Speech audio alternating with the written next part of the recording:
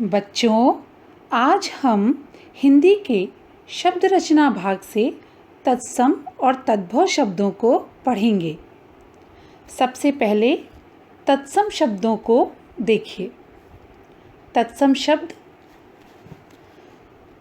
शब्द का विग्रह तत् धन सम होता है। यहाँ तत् का अर्थ है उसके और सम का अर्थ है समान, अर्थात उसके समान। अब आप पूछेंगे कि किसके समान? तो जानिए आप, संस्कृत के समान। किसके समान? अर्थात संस्कृत के समान। आइए तत्सम शब्दों की परिभाषा को देखते हैं। ऐसे शब्द जो संस्कृत से सीधे आ गए हैं और आज भी उसी रूप में प्रयोग किए जाते हैं, वह शब्द तत्सम कहलाते हैं। जैसे अग्नि, सूर्य, वायु, पुत्र आदि तत्सम शब्द हैं। अब हम तद्भव शब्दों को समझेंगे। पहले तद्भव शब्द का विग्रह देखते हैं। तद्भव का विग्रह तत् धन भव होता है। यहाँ भी तत् का अर्थ है उससे और भव का अर्थ है होना, अर्थात उससे होना। अब परिभाषा को देखते हैं।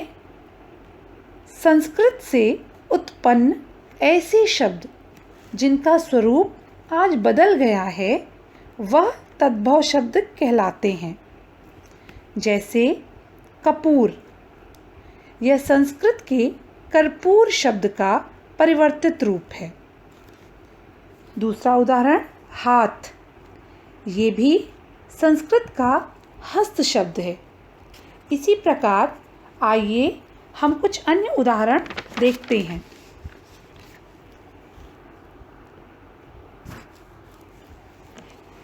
संस्कृत का गर्दभ शब्द तद्भव में गधा हो जाता है।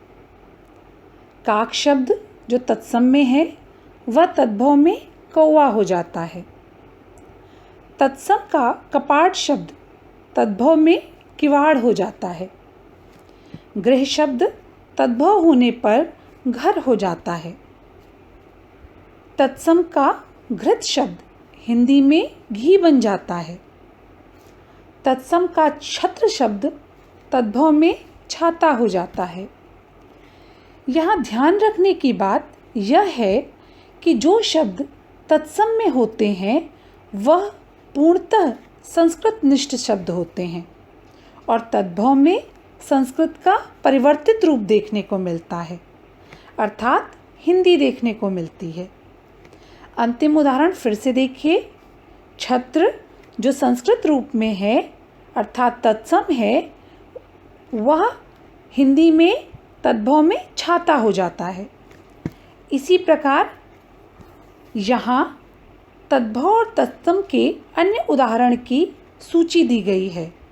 आप इसे पढ़िएगा।